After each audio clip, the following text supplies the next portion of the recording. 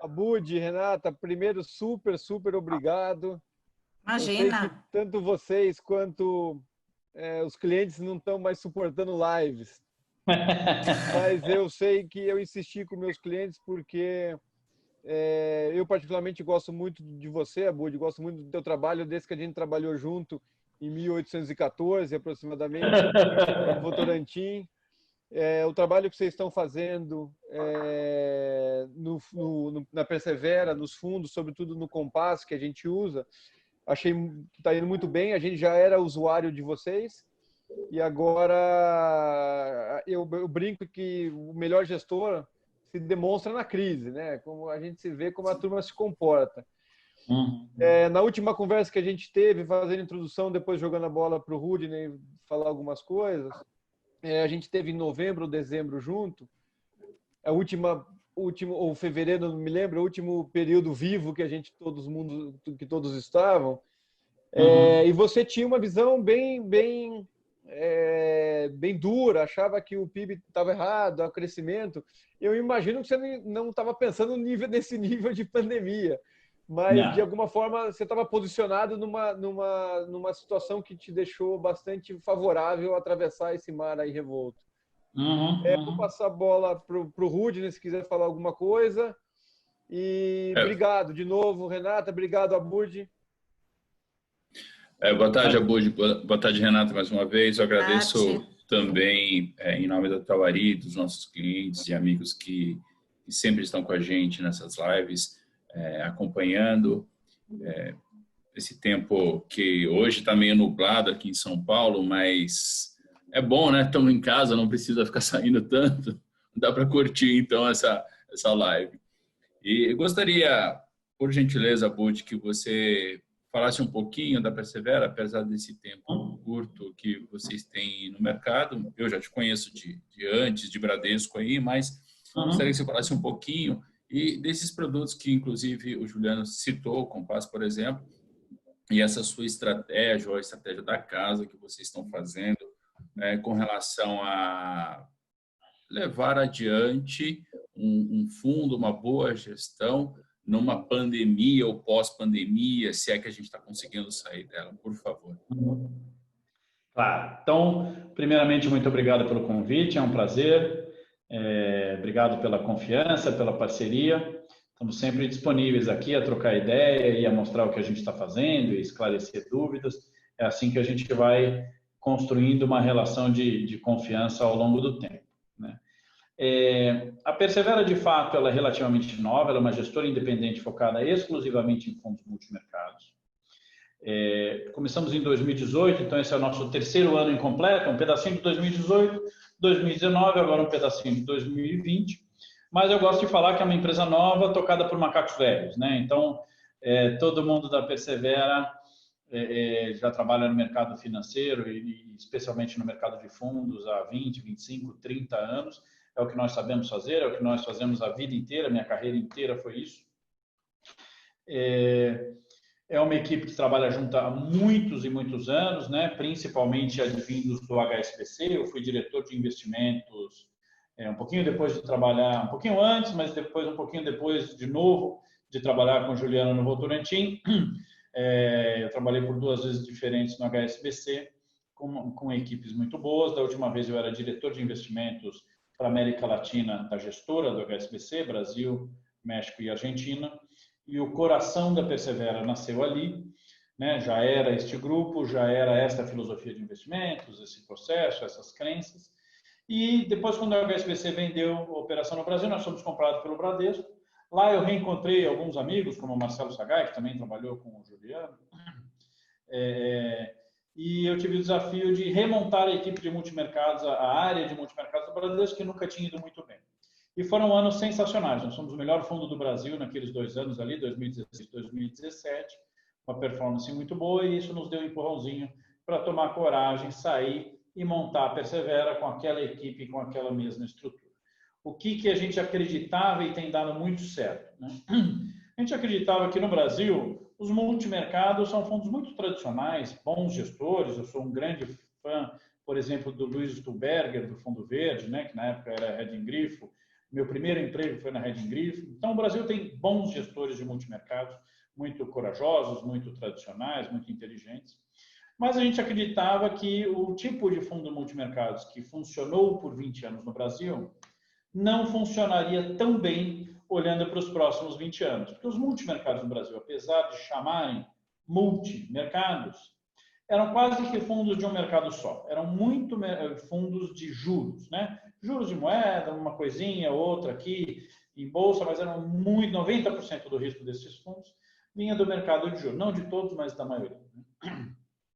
O que não estava errado, porque de fato o Brasil tinha taxas de juros surreais e estava certo os gestores apostarem que esses juros seriam, com o passar do tempo, mais normais ou mais civilizados. Mas o que a gente começou a perceber ali a partir de 2013, 2014, 2015, é que os multimercados do Brasil teriam que se modernizar e se tornar realmente hedge funds, como tem no exterior. Fundos com muito mais ativos, não só juros, mas fundos que conseguissem explorar numa mesma estrutura ações, commodities, juros no Brasil e fora do Brasil, moedas no Brasil e fora do Brasil, arbitragem de risco, long short, volatilidade, para que você construísse carteiras mais seguras, porque os clientes começaram a ficar cansados, com razão, desta dinâmica em que você investe em 10 fundos multimercados diferentes e depois descobre que os 10 são meio iguais, né? E todos vão muito bem juntos e aí todos implodem juntos e aí o cliente fica com medo e sai correndo do fundo no meio da crise porque os fundos caem demais, né? Então a gente chegou à conclusão que para ter fundos muito bons e muito consistentes ao longo do tempo, precisaríamos equilibrar boa rentabilidade, mas também excelente controle de risco, a capacidade, através da diversificação ou da experiência dos gestores ou das técnicas de controle de risco e alavancagem, fundos que também, além de ir muito bem em períodos normais, conseguissem se segurar bem em grandes crises. E esse tem sido o nosso histórico. Então, lá na época de HSBC e Bradesco, teve a eleição surpresa do Trump, o mercado caiu e a gente se segurou bem. Teve a surpresa do Brexit, o mercado caiu e a gente se segurou bem. Teve o Joesley Day, o mercado implodiu e a gente foi super bem, né? Depois teve, já como persevera, dezembro de 2018, teve fundo caindo 5%, 6%, 7%, a gente deu acima do CDI naquele mês, né? Abril do ano passado, novembro do ano passado, e agora, fevereiro e março desse ano, né? Os multimercados em março caíram 6,2% na média, medida pela Ambima, mas teve fundo que caiu 12%, 14%, 20%, 22%, e a gente deu 200 do CDI naquele mês. A gente se segurou muito bem, teve queda no meio do mês, sobe e desce, volatilidade, é um fundo de alta volatilidade, mas a gente tem uma tradição, não é uma promessa, mas uma tendência a nos segurarmos mais e conseguirmos voltar muito bem nos períodos de crise. Foi o que aconteceu de novo. Agora a gente está com 250 do CDI no ano e 180 do CDI desde que a gente abriu a Persevera, então a gente consegue se virar muito bem nas crises, um pouco por causa da experiência, um pouco por causa da diversificação de 7 books diferentes com gestores experientes, um pouco por causa do controle de risco e da disciplina de procurar proteções, né? E um pouco por causa do nosso perfil um pouquinho, eu diria, contrarian, né? A gente muitas vezes, não sempre, mas muitas vezes a gente tem visões um pouco fora dos consensos, né? A gente tem aquele olhar, a gente tenta achar aquelas imperfeições do mercado em que o mercado se acostumou, por exemplo, o mercado se acostumou a morrer de medo do dólar, né? E a gente não tem medo nenhum do dólar.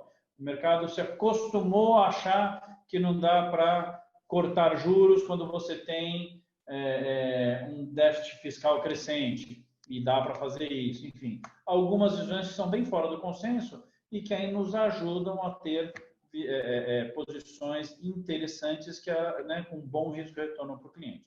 Essa é a Persevera. Legal. E o que vocês... eu li um pouco, mas vamos fingir que eu não li a respeito. O que vocês estão vendo de taxa de juros futura?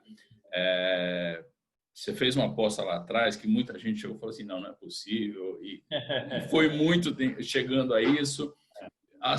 pelo que eu escutei por aí, tem alguma coisa de novo aí que se colocou. Dá uma opinião, por favor, de o que vocês estão olhando de taxa de juros, o que vocês estão olhando de, eventualmente, inflação no Brasil e dólar, por favor. Tá, vamos lá. Lá pelo fim do ano passado, começo desse ano, mas já era a nossa visão no fim do ano passado, a gente ganhou bastante notoriedade, saiu um artigo no Valor, depois saiu um artigo na Bloomberg, depois outros sites reproduziram, e muita gente ficou assim, nossa, será, né? Que loucura! Porque a gente defendia antes, muito antes do coronavírus, que as taxas de juros no Brasil, apesar de já terem caído bastante, elas teriam que cair muito mais ainda, mais do que as pessoas imaginavam. A gente falava em Selic de 3 ou abaixo de 3, né? Na época que o mercado tinha lá suas dúvidas se ia para baixo de 5, depois o Banco Central, ele mesmo falou que ali perto do 4,5 ele ia parar, e a gente falou, não, ele pensa que ele vai parar, ele quer parar, mas ele não vai conseguir parar, porque a atividade vai mais uma vez decepcionar, a inflação vai mais uma vez surpreender para baixo, e aí ele vai olhar e falar, olha, realmente, com estes dados eu posso cortar mais.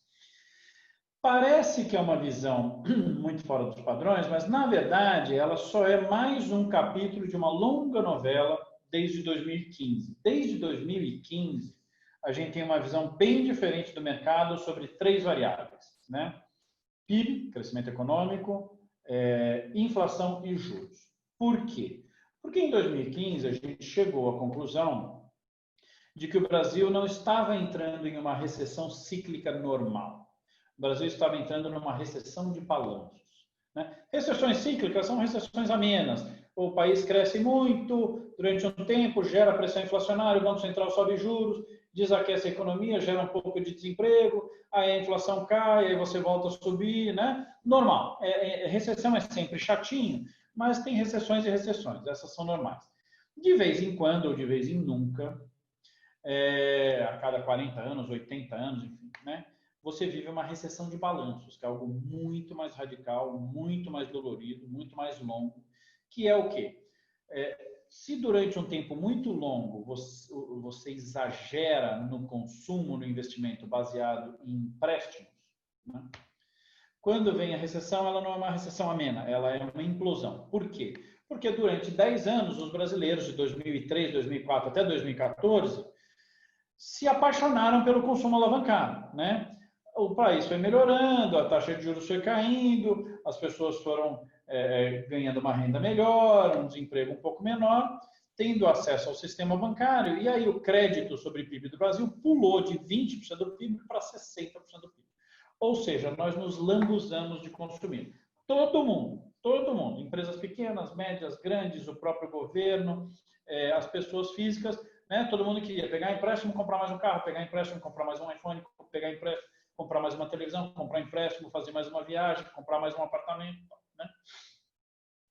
E a gente chegou à conclusão que, olha, o que aconteceu em 2015 para frente era muito parecido com 7 anos de atraso com o que aconteceu no resto do mundo em 2008, que foi a explosão de uma bolha de consumo e endividamento, que levou a uma longa e dolorida recessão, com juros muito baixos, que forçou os bancos centrais do mundo inteiro a cortarem juros muito mais do que qualquer um imaginaria. Então, de certa forma, é como se a gente tivesse o gabarito da prova, só que a gente chegou atrasado na prova, 7 anos, né? E quando a gente falava isso, todo mundo falava, não, isso aqui é Brasil, o Brasil é diferente, o mundo é o mundo, o Brasil é o Brasil. E a gente falava, olha, não é bem assim, o Brasil está inserido no mundo e vai ser muito parecido, né? Então, vou dar 3 exemplos aqui, né? Um a gente já falou, mas historicamente como é que foi?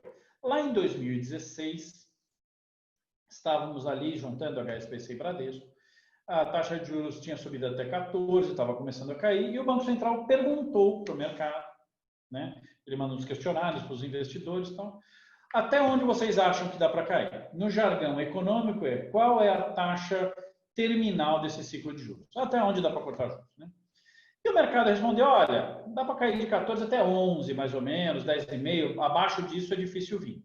E este grupo, que já estava comigo naquela época, falava em 7,5. E aí todo mundo olhava para a gente e falava, nossa, isso aqui, estamos falando do Brasil, né? Não do Japão, não dos Estados Unidos. A gente falava, não, é Brasil mesmo. Só que o Brasil vai entrar, está numa crise, numa recessão de balanços. A recessão de balanços, ela é assim mesmo, né?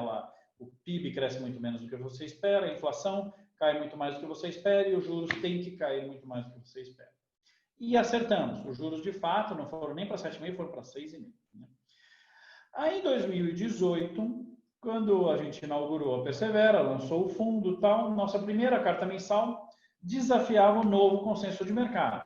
A Selic estava em 6,5%, a expectativa do mercado era de que ia subir para 8%. Por quê? Porque o PIB ia subir para 3% e a inflação ia subir e os juros iam ter que sair. A gente, mais uma vez, falou, não ainda, o PIB brasileiro, né, por 4 anos seguidos, os economistas todo ano falam o seguinte, pior ficou para trás, este ano estamos prontos, né, o ano que vem vamos poder crescer 3% e com isso a inflação sobe e o juros sobe. E todo ano a gente tem falado, não, o Brasil ainda não está pronto para crescer 3%, as pessoas e empresas ainda estão muito endividadas, ainda nem pagaram as dívidas do passado, ainda não recuperaram o emprego, portanto não dá para o PIB crescer 3%, portanto a inflação vai continuar caindo e os juros, em vez de subir para 8%, a gente dizia que cairiam abaixo de 5% e acertamos de novo, os juros foram para 4,5%.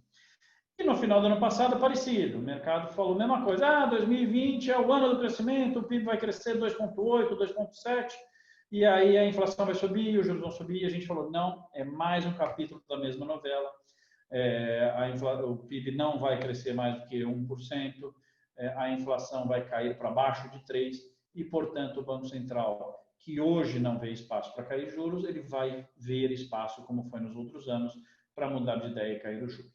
Aí veio o coronavírus, que é um tremendo choque na demanda num país em que as pessoas já estavam desempregadas, já estavam endividadas, já não estavam conseguindo consumir, né? Aí veio o coronavírus.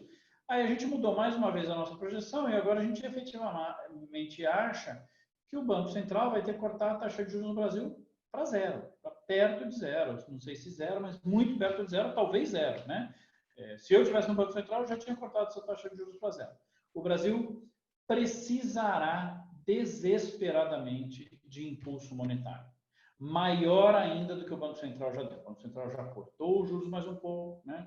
Já cortou de 4,5 para 4, né? Achava que era 4,5, foi até 4,25, achou que ia parar, mudou de ideia, foi para 3, já disse que vai provavelmente para 2,25 e o mercado todo acha que, então agora em 2,25 para. Não vai conseguir parar. Vai cortar depois para 1,5, depois para 1, depois para meio, depois para 0, porque o Brasil vai entrar numa depressão econômica como nunca entrou, né?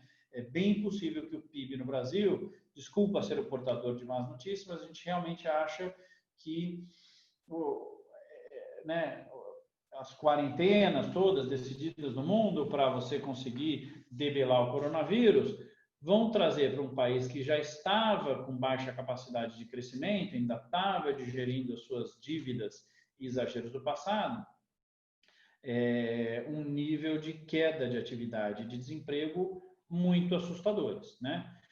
Não precisa ninguém pular da janela, né? O Brasil evoluiu muito nos últimos anos. O Brasil, nos últimos anos, plantou as melhores sementes que já plantou na sua vida, né? Desde o governo Temer, com Henrique Meirelles, e com Ila, e com toda a equipe econômica, depois Bolsonaro, Guedes, Rodrigo Maia, reforma da Previdência, Banco Central. Então, o Brasil fez muita coisa. Acho que nenhum país fez tantas reformas nos últimos anos quanto o Brasil, né? A gente aqui, né, precisa fazer muito mais reforma, precisa mesmo, mas é difícil achar outro país no mundo que tenha se reinventado tanto quanto o Brasil e evoluído tanto quanto o Brasil nos últimos 5 anos. Então, o Brasil tem capacidade de sair desta, mas vai ser uma batalha dura e longa, né? Então, parte dessa batalha dura e longa vai ser vencida com o Banco Central, né? O Banco Central é uma parte chave desta equação, né? O que a gente aprendeu com a experiência dos últimos 12 anos nos Estados Unidos, na Europa, no Japão, em países emergentes, em todos os países, é o poder gigantesco que bancos centrais têm em cenários desinflacionários. O Banco Central tem um poder descomunal. Então, a gente vai entrar em recessão, que talvez vire uma depressão, mas se o Banco Central for forte, rápido, como foram os bancos centrais de outros países, e está começando a cair essa ficha para o Banco Central do Brasil, ele consegue plantar sementes para arrancar a gente dessa recessão e a gente voltar a crescer, gerar emprego e sair dessa. Então, nossa visão é essa, que a gente vai cair muito mais do que as pessoas imaginam, mas que o Brasil hoje é um país muito mais blindado, muito mais estável, não tem insolvência, não tem inflação, não tem nada disso, e que a dobradinha de câmbio desvalorizado com juros muito baixos, aos poucos vai nos arrancar dessa recessão e a gente volta mais à frente. Então, mas deixa eu só tirar uma dúvida. Ok, eu achei interessante o que você comentou, mas uma vez que a gente chegue a uma taxa de juros, uma pseudo taxa de juros zero no Brasil, para um país como o Brasil, a gente tem 2 pontos aí onde traria dinheiro hoje, que seria a taxa de juros um pouco mais alta, ou, de um outro lado, investimento em empresas. Se a gente não reduzir muito essa taxa de juros, não vai começar a sair um capital que ainda é precioso para o país? Já saiu. Ainda bem. Porque é o seguinte, a gente era meio viciado, era tipo viciado em drogas, sabe? Este dinheiro do chamado carry trade, o dinheiro que os investidores estrangeiros captam a taxas baixinhas, a 0,5%, 1% lá fora, e investiam a 15% no Brasil e ganhava essa diferença de juros. É claro que entrar dinheiro é sempre gostoso, apreciava o câmbio, levava o câmbio lá para 2, a gente ficava com aquela sensação de riqueza, era mais barato viajar, tal, né? Mas, na verdade, não era um bom negócio para o Brasil. Era meio uma morfina, sabe? A gente se acomodava, o câmbio ia lá para 2, a inflação baixavam os juros, a gente se acomodava, não fazia mais nada de reformas, né? E aí, no primeiro sinal de problema, este mesmo dinheiro que entrava correndo no Brasil e amassava o câmbio para 2, ele saía correndo do Brasil e o câmbio estilingava para 4, quebrava o país, quebrava a empresa, gerava inflação, o Banco Central tinha que subir juros, né? Então, a gente era viciado num dinheiro ruim. O dinheiro de carry trade, ele é um dinheiro ruim, porque ele é um dinheiro não confiável. Ele entra correndo, mas no primeiro sinal de problema ele sai correndo e te destrói, né? Então, o Brasil está passando pelas dores do crescimento, do amadurecimento. A gente está virando um país que vai ter que atrair outro tipo de dinheiro. Dinheiro para privatização, dinheiro para concessão, dinheiro para bolsa, dinheiro para infraestrutura, dinheiro mais produtivo, enfim. O Brasil já não atrai dinheiro de carry trade, né? Então, não é verdade que se o Brasil baixar a taxa de juros de 3 para 2 ou para 1 ou para 0, aí o dinheiro de carry trade vai sair. Ele já saiu quando a gente baixou os juros de 14 para 3, já era, né? Vou dar um dado bem interessante aqui para você. Os estrangeiros chegaram a deter quase 25% da dívida pública brasileira, mais de R$ 1 trilhão. Hoje, isso aí já é menos de 8%. Então, se você pegar tudo que os estrangeiros têm de dívida pública brasileira e fizer a taxa de câmbio e mandar para fora, não vai chegar a 80 milhões de dólares. O Brasil tem 80 bilhões de dólares. O Brasil tem 350 bi de dólares de reservas.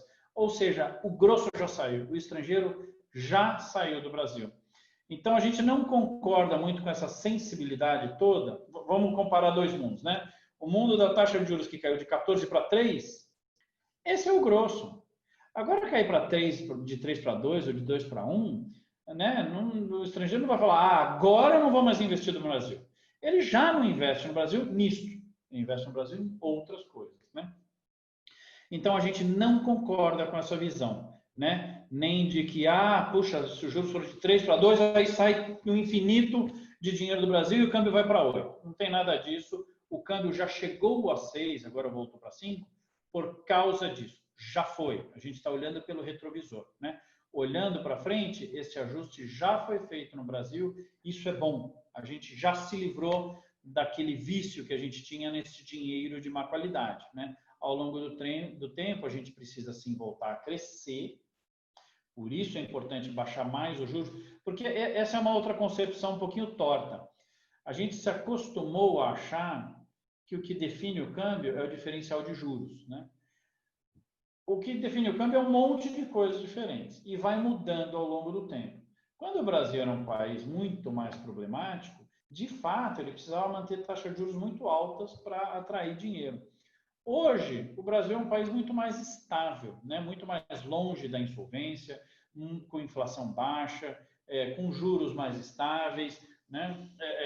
Com reservas internacionais, sem déficit de conta corrente proibitivo. Então, hoje, o que atrai e atrairá dinheiro para o Brasil é apresentar perspectivas de crescimento, né? O que atrai dólar mesmo para os países, né, a não ser países muito disfuncionais, é perspectiva de crescimento.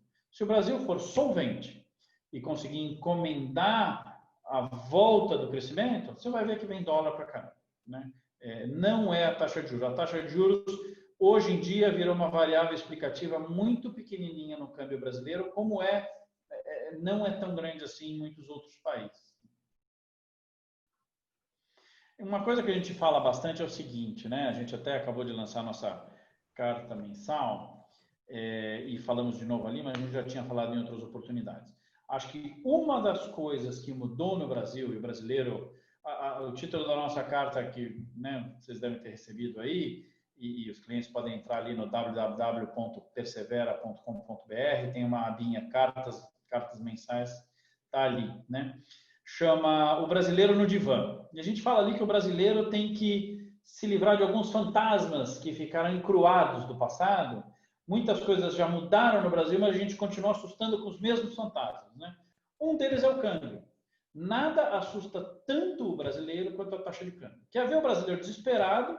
É isso aí que aconteceu. É a taxa de câmbio de 4 para 5, de 5 para 6, daquela sensação de que agora vai para 8, agora vai para 10, onde vai parar isso, né? E o que a gente argumenta faz tempo é que a taxa de câmbio ela deixou de ser o bicho-papão, né? No passado, quando a taxa de câmbio desvalorizava, ela quebrava o país, ela quebrava a empresa, ela gerava inflação, ela forçava a alta de juros, né? Ela desestabilizava completamente o Brasil. A gente está indo para o 4º ano de desvalorização cambial contínua, quase 5º ano, né? E não quebrou o país. Pelo contrário, cada vez que o câmbio desvaloriza, como o Brasil tem mais reservas internacionais em dólares do que dívida em dólar, né? O governo brasileiro, o setor público, mais cai a nossa dívida pública. Não quebrou nenhuma empresa, porque agora as empresas também emitem em reais e não só em dólares, ou conseguem fazer hedges baratos. Não gerou inflação, não desancorou expectativas, não forçou aumento de juros. Então, a novidade no Brasil é o seguinte: o câmbio passou de bicho-papão para amigão. A gente escreveu uma carta mensal sobre câmbio que o título era "O ministro Guedes está correto". E o ministro Guedes está certo mesmo. Ele falou lá no passado e apanhou para caramba de forma injusta. Ele falou o seguinte: olha, é melhor o Brasil ter taxa de câmbio a 4 e juros a 4, na época, né? Do que ter taxa de câmbio a 2 e juros a 15, que quebra o país, né? Depois do coronavírus, a gente readaptaria a frase do Guedes para o seguinte: é melhor o Brasil ter taxa de juros de 2 ou 1 ou 0 e câmbio a 5 do que câmbio a 2 e taxa de juros a 15 ou 20, né? Que é o que a gente precisaria ter se o câmbio não ajustasse. O câmbio passou a ser também no Brasil o que ele é nos outros países. Ele é um para-choque, ele é um buffer de crises, ele te ajuda na crise. Ele se ajusta para você não ter que ajustar a taxa de câmbio ou outras variáveis, né? Ou demitir muita gente, ou ajustar salários. Ele se ajusta para você proteger o resto da economia. Então, a melhor combinação que existe para um país que vai entrar em recessão, sair da recessão, é isso aqui que o Brasil está indo: é juro baixo e câmbio desvalorizado. O câmbio é nosso amigo agora. Então, o brasileiro precisa ir para o psicanalista e parar de ter pavor do câmbio. O câmbio agora não destrói mais nada, o câmbio agora ajuda. Abud, deixa eu te fazer 2 perguntas. Com esse cenário que você está, de, sei lá, câmbio não, juros a 0 ou a 1, acho que pelo menos a nossa geração nunca viu alguma coisa dessa, nem livro-texto, né? Nem livro. nem livro na literatura econômica. Keynes deve estar se revirando lá no túmulo. Mas deixa eu te fazer uma pergunta. A primeira é, como que você está se posicionando, então? Você está vendido em dólar, ou você acha que ele vai bater 4,80? Eu não estou querendo adivinhar o valor do dólar, não importa nesse momento. Muito mais qual o sentido do dólar que você está nessa posição. Emendo, assim, quando a gente vê uma bolsa a 94 mil pontos e uma produção industrial caindo 18,8, e antes da crise estava 108, 109 mil pontos, ou seja, teve uma queda de 15%, 18%, 20%.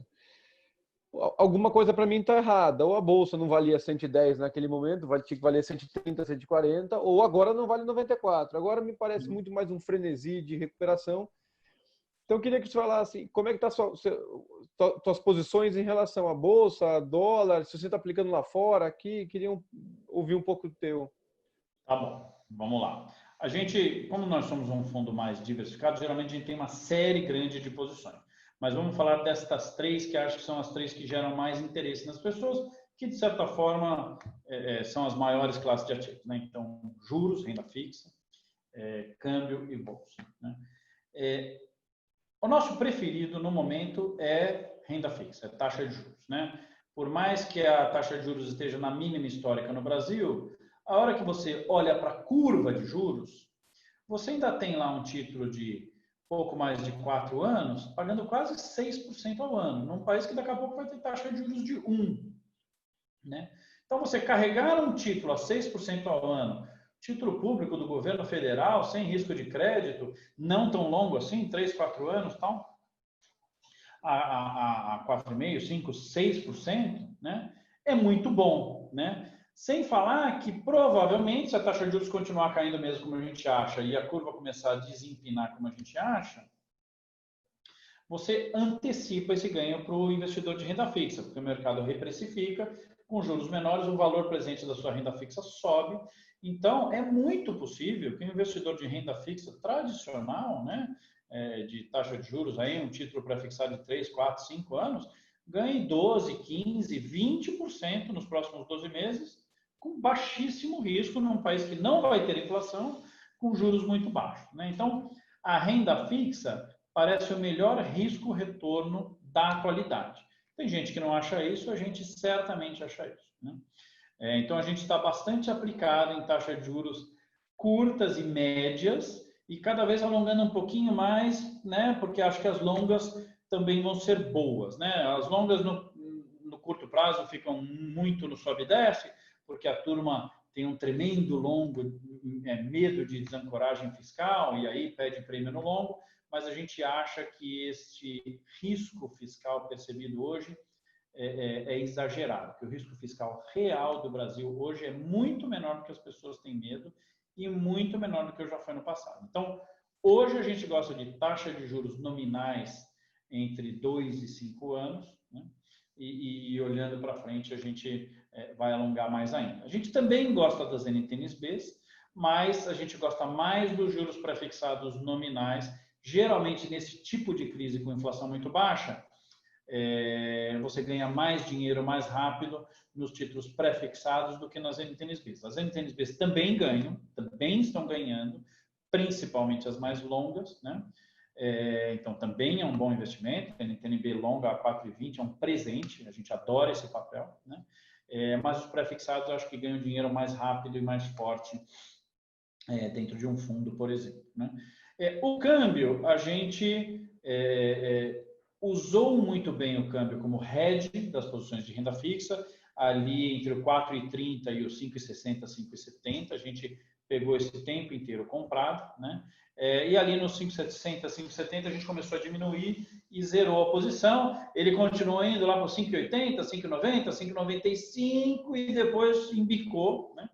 E uma parte da queda a gente não pegou, mas a partir ali do 3,40 a gente também pegou um pedaço dessa queda, né? E a gente continua vendido achando que o câmbio pode sim ir para 4,90, alguma coisa, né? Mas do mesmo jeito que a gente achava que lá no 5,60, 5,70 já tinha ido demais e estava perdendo a capacidade de te proteger. Então, muitas vezes perguntavam, né, para a gente, Abud, câmbio a 5,70, meu Deus, vai para 8, eu preciso comprar dólar para me proteger. A gente falava, não façam isso, não façam isso. Já foi, 90% do movimento já foi, a gente nunca acreditou em câmbio em 7, câmbio em 8, câmbio em 10, descontrole, nada disso, né?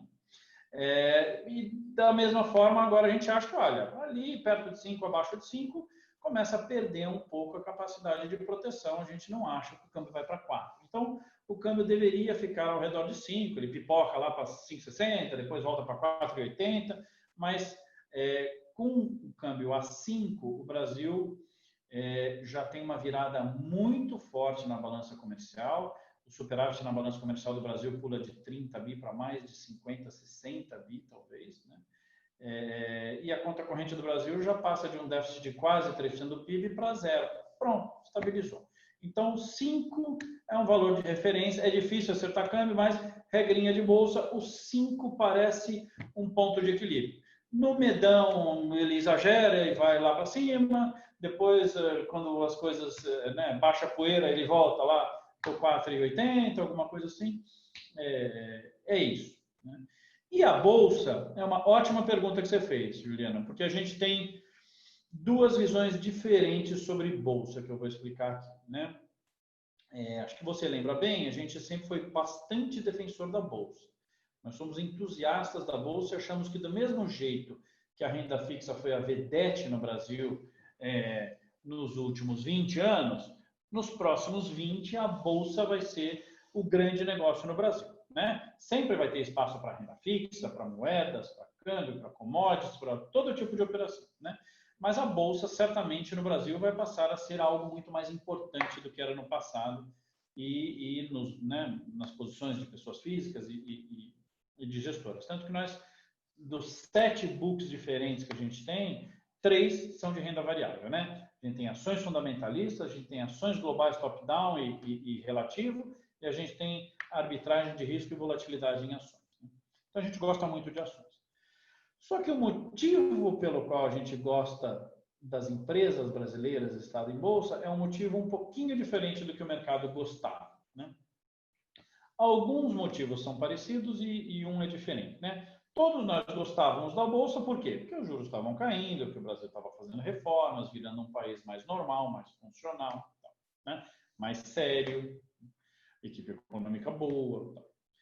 Mas o mercado gostava mesmo da bolsa porque tinha sempre aquela expectativa. Lembra que eu falei no começo? De todo ano os analistas olhavam e falavam: o pior já ficou para trás, no ano que vem começa um crescimento forte de 3, depois 4. Né? E a gente nunca achou isso. Nunca foi um motivo macro, né? A gente gostava da bolsa por olhar para o balanço das empresas e ver que nos últimos 5 anos as empresas brasileiras grandes de capital aberto, elas se reinventaram. Aconteceu uma revolução nos balanços das empresas. Para sobreviver à crise, as empresas brasileiras tiveram que diminuir de tamanho, demitir gente, então tiveram um aumento de produtividade forçado, focaram muito mais no lucro do que antigamente, pagaram dívidas caras, melhoraram o perfil da dívida, se aproveitaram da queda de juros, melhoraram o controle de custos, né? Porque durante muitos anos no Brasil, você ia conversar com uma empresa de capital aberto e ela não falava a palavra lucro nenhuma vez. Só falava em crescimento, crescimento, crescimento. Eu estou pegando empréstimo e abrindo mais loja, pegando empréstimo, comprando mais terreno, pegando empréstimo e abrindo mais shopping, pegando empréstimo, contratando mais gente, né? E perderam o foco no lucro.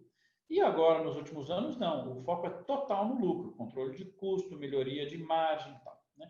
Então, as empresas brasileiras, as pequenas e médias, não. Essas continuam sofrendo porque a queda de juros nunca chegou para pequena e para média. Mas as grandes, para elas, chegou, né? Então, elas estão muito sólidas, muito capitalizadas, muito pouco endividadas, muito bem posicionadas, né? Então, se você me falasse assim, ó, Budi, você só pode fazer uma coisa, ou comprar ou vender bolsa e voltar daqui 2 ou 3 anos para pegar o lucro ou o prejuízo, né? Eu certamente compraria a bolsa. Acho que daqui 2, 3 anos vamos varar os 150 mil na bolsa, né? Mas nos próximos meses, a gente tem uma visão parecida com a sua. O mercado provavelmente exagerou na força da alta da bolsa, né? Então, o que a gente enxerga, tanto que aqui na Persevera a gente tem uma posição vendida em bolsa tática, né? Então, o que a gente enxerga aqui na Persevera, né? Não é uma posição enorme, né? É muito difícil acertar isso aí, porque se de um lado você tem uma crise muito grande, de outro lado você tem muito estímulo monetário, a crise do coronavírus está de fato arrefecendo, então tem motivos para ficar otimista sim, né? Mas o que a gente enxerga? A gente enxerga algo como um W, né? Então a bolsa caiu de forma muito forte, aí ela deu uma estilingada para cima de forma bastante forte, a gente acha que ela pode dar uma fraquejada e depois assumir, né? Quando começar a ficar mais claro que o Brasil vai conseguir sair da recessão, uma alta forte que pode durar 3 anos e ser fortíssima, né? Então, como é que a gente traduz isso para as pessoas físicas, né? É meio, né, show de mágica. Não tente isso em casa. Não estamos falando de ninguém aqui para ficar short em bolsa, nada disso. Como é que a gente traduz esse nosso call de curto prazo e médio prazo para as pessoas físicas? Olha, compre gradativamente, né? Não se empolga e sai comprando todo o teu patrimônio em bolsa. Não, agora vai, não posso perder esse rally e tal, e eu vou para 60% em bolsa. Não, calma, né? O brasileiro, há pouco tempo atrás, não tinha nada em bolsa, não dá para, de repente, virar americano e ter 70% do patrimônio em bolsa, né? A gente escreveu uma carta mensal há uns 4 meses que o título era Ações, aprecie com moderação. O brasileiro está começando a ter exposição à bolsa. Não dá para pular de 0 em bolsa para 70% de zero. Vai ter que ir para 15, ver se aguenta a chacoalhada, ir para 20 no outro ano, aguenta a chacoalhada, ver se vai para 25. Cada um vai ter que descobrir o tamanho do seu estômago, né? Então, o que a gente recomenda para as pessoas físicas é devagar e sempre. Vai com coragem, saindo do CDI, vai peneirando e comprando bolsa, de preferência combinando bolsa e renda fixa, porque a bolsa e renda fixa agora, coisa que nunca funcionou no Brasil, mas funciona nos outros países e agora começou a funcionar no Brasil. Essa correlação negativa entre bolsa e renda fixa, quando a bolsa cai, a renda fixa vai bem e protege um pouco a sua carteira, né? Vai comprando bolsa devagar, aproveitando as quedas, né? E aí lá na frente você pode ter uma posição importante em bolsa combinada com renda fixa que fica um belo pacotinho, né? Então esta é bastante a nossa visão, né? Acho que você tem razão.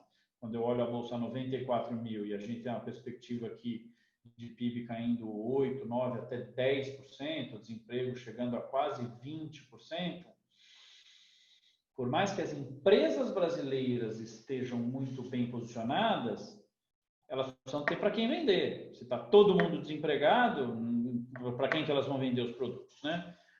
Claro que eu estou simplificando aqui, né? Então, acho que devagar com o andor. A gente fica um pouquinho desconfiado desta bolsa que subiu tão rápido. Você acha que essa queda do Trump e os democratas subindo aí 5, 6 pontos nessa corrida presidencial americana ajuda em algum ponto aqui o país? Eu acho que tanto faz, viu? Eu acho que o grande risco da eleição americana era o Bernie Sanders ser candidato. Porque o Bernie Sanders é um Dilma, né? É um malucão que acredita em, né, coelhinho da Páscoa e tal, enfim, né? Políticas inconsistentes, enfim, tudo aquilo que a gente já sabe que não funciona, o cara acredita naquilo tudo. O Joe Biden é um democrata moderado, né? E o Trump é o Trump que a gente já conhece. Então, eu não acho que esta eleição ela vai trazer mudanças radicais para a precificação dos ativos. Traria caso o Bernie Sanders começasse a ter chance. Então, não acho que o mercado nem explode, nem implode se o Biden ganhar ou se o Trump ganhar. A gente aqui desconfia que o Trump vai ganhar essa eleição, né? Mas muito difícil, né? Não somos experts e tal. Historicamente, existe uma tendência enorme em todos os países do mundo à reeleição, né? O cara tem que estar realmente totalmente destruído de credibilidade né, para não conseguir se reeleger, tem que estar com uma popularidade muito baixa. O Trump é um cara polêmico, super polêmico, tem gente que gosta, tem gente que odeia e tal. Acho que ele continua com boas chances. Mas, enfim, a resposta mesmo é o seguinte: se for o Trump ou se for o Joe Biden, nenhum é super disruptivo para você ter que repensar todo o cenário. Acho que em ambos os Estados Unidos tem boas chances de ir aos poucos se recuperando desta crise do coronavírus. Abud, deixa eu fazer uma última pergunta prática. A gente já encaminha para o final aqui. Uhum. Quando você fala em juros baixos, zero, e eu, com todas as lives que eu tenho participado, com todos os gestores, essa é a minha principal pergunta. E ninguém tem essa visão que você tem. Eu particularmente acredito muito nisso, que vai chegar em 1, 1,5, ou eventualmente meio, zero, eu não sei, mas... Eu posso crer que hoje a tua principal posição, então, é vendido em juros? Você está muito posicionado? Você acha que, sem falar em jargões de mercado, você acha que esse juro chega em zero em 2021, 2023? Como é que é tua principal ferramenta, a principal aposta de juros aí? Vamos lá. É uma aposta bem importante, eu diria que é a posição mais importante que a gente tem hoje, né? Mas um dos pilares da Persevera é a não concentração e a não alavancagem extrema. Então aqui a gente nunca tem posições gigantescas em que tudo dependa daquilo, né? A gente é sempre diversificado, a gente nunca é super alavancado, por isso que a gente escapa tão bem das crises e consegue aproveitar as crises para comprar ativos baratos quando às vezes tem um pouco de venda no desespero, né? Então, é uma posição bastante importante, a gente tem posição. Algumas das posições são em futuros, algumas das posições são em opções, tem estruturas de opções muito interessantes, né? Put spread de DI, put de FRA, algumas opções digitals ali, em que a gente se beneficia se o Banco Central surpreender, né? A gente ganhou bastante dinheiro no mês passado, quando o Banco Central surpreendeu e cortou 75 ao invés de 50, a gente tinha esta visão, que isso era bem mais possível do que o mercado enxergava, e a gente também acha que é mais possível do que o mercado enxerga o Banco Central cortar já nessa próxima reunião 100 basis points em vez de 75, e que ele vá cortando além dos 2,25 que ele disse que ia parar, né? Então, é uma posição bastante importante, mas não se preocupe, não é uma posição exagerada, alavancada, que coloque risco excessivo no portfólio, não. Se estivermos errados, a gente sobrevive super bem, temos outras posições e temos todas as nossas defesas aqui e tal. Mas a gente realmente acha que isso vai acontecer. A gente não concorda muito com várias das colocações feitas pelo Banco Central ou pelo mercado para não cortar juros, né? A primeira a gente já conversou um pouco aqui. Se cortar juros demais, o câmbio explode. Não explode. Não explode. Ele cortou bastante, né? Menos do que a gente gostaria, mas cortou relativamente bastante. Já sinalizou 2,25 e o câmbio veio de 6 para 5, né? Outra é que, puxa vida, se eu exagerar no corte de juros, o tiro sai pela culatra e a curva faz assim, né? Não acreditamos, não, né? A evidência internacional e no Brasil é de que a parte curta dos juros ela tem um poder gigantesco de arrastar a curva inteira para baixo. Então, a hora que você corta a Selic, até pode ser que nos primeiros dias a curva faça assim, mas depois ela vai fazendo assim. Foi exatamente o que aconteceu no mês passado. Ele cortou, surpreendeu, a curva fez assim, agora já faz 2 semanas que a curva está fazendo assim, né? É assim, ela vai indo assim, e vai baixando, né? E a gente também não acredita muito nesta ideia que o Banco Central colocou na ata do tal do effective lower bound, né? Falar, o Brasil é um país com um certo risco de crédito, né? Maior do que os Estados Unidos, maior do que os países desenvolvidos, portanto, não dá para passar debaixo daquilo, né? Isso não é verdade ao nível da Selic. Isso é verdade ao longo da curva, né? Nenhum estrangeiro traz dinheiro para aplicar na Selic. O estrangeiro traz dinheiro para aplicar ao longo da curva. Então, Este diferencial de taxas, basta que ele se mantenha na curva. Vou dar um exemplo aqui para ficar claro para você, né? Digamos que o Brasil traga a Selic para zero. Se o Brasil trouxer a Selic para zero e o Banco Central, como os outros bancos centrais fizeram, e o Brasil não fez ainda, e acho que esta vai ser a grande novidade do Banco Central nos próximos meses, o tal do Forward Guidance. O que é o Forward Guidance? Além de baixar juros, o Banco Central fala, olha, gente, eu sei que o tradicional no Brasil é ter medo de inflação, mas agora essa crise está tão braba que a gente tem medo de desinflação. Portanto, é muito provável que eu mantenha os juros baixos por muito tempo, a curva faz assim, despenca. Né? Então, digamos que no Brasil a Selic vai para zero e a taxa pré-fixada de 10 anos, que hoje está perto de 8, ela vai para 4. Zero do Brasil com zero dos Estados Unidos. Falo, poxa vida, nenhuma diferença. Mas na taxa longa, o Brasil vai estar pagando 4 e pouquinho, enquanto os Estados Unidos pagam meio.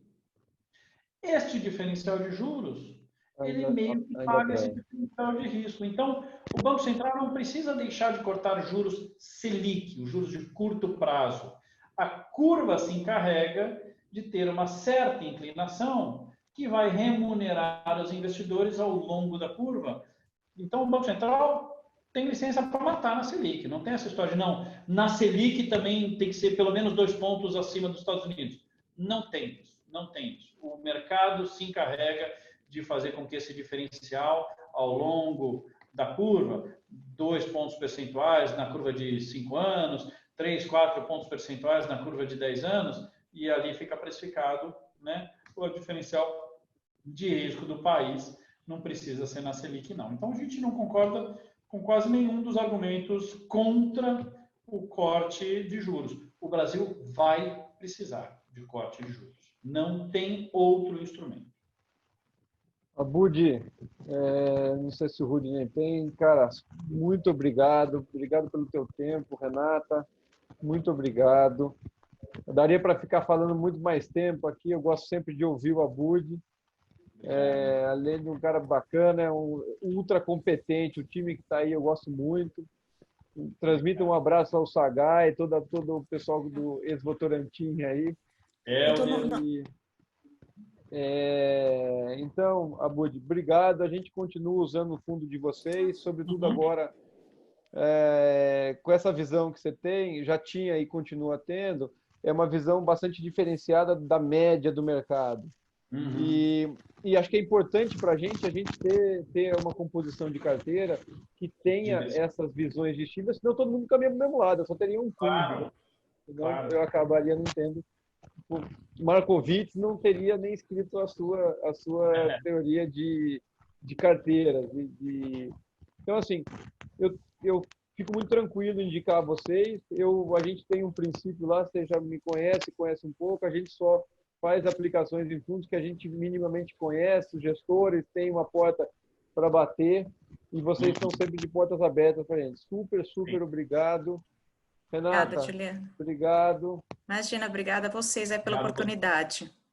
Fiquem de olho no Persevera, nosso fundo Persevera Compass, né? Compass de bússola que te leva em segurança onde você precisa chegar, onde você quer chegar, na sua acumulação de patrimônio. Dentro, em breve, já está aberto, mas a gente ainda não está distribuindo. A gente, né, já constituiu um irmão gêmeo do Persevera Compass, que é o Persevera Compounder, para a Previdência, para o dinheiro de PGBL e VGBL. Né? E vai subir para a plataforma? Vai subir para a plataforma, acho que daqui a um mês. A gente né, ele já está com dinheiro dos sócios, de portabilidade das previdências dos sócios, está vindo dinheiro, então ele já está com um histórico super bom, já está com algum patrimônio de começo e está ajustando algumas coisas em regulamento e tal, para poder subir para a plataforma. E aí, quando ele chegar na plataforma, ele já vai ter 4, 5 meses de histórico, com algum patrimônio, com histórico muito bom. E aí são 2 formas de poder ter acesso à gestão da Persevera, tanto com Compass quanto com... Eu vou pedir, se você lembrar, embora a gente acompanhe, mas Renata, ou alguém, se puder nos avisar, o Helder, pede para claro, alguém lá pode do deixar. time gritar aqui que é bem-vindo. Para a gente é super bem-vindo. Parte da nossa, a gente está com quase um pouco mais que 350 milhões e tem um pedaço de pelo menos 10 a 15% que está em 40 milhões, mais ou menos, 50 milhões que está em previdência. Então, a gente tem um espaço para alocar aí. Não, ótimo. Pode deixar, Juliano. Tá bom? Obrigado, Tá viu, bom. gente? Obrigado mesmo. Obrigada. Obrigado, Budi. Obrigado, Boa Renato. noite. Um grande abraço. Bom final de Tchau, quarentena. É, É isso aí. obrigada. Tchau, tchau. Tchau.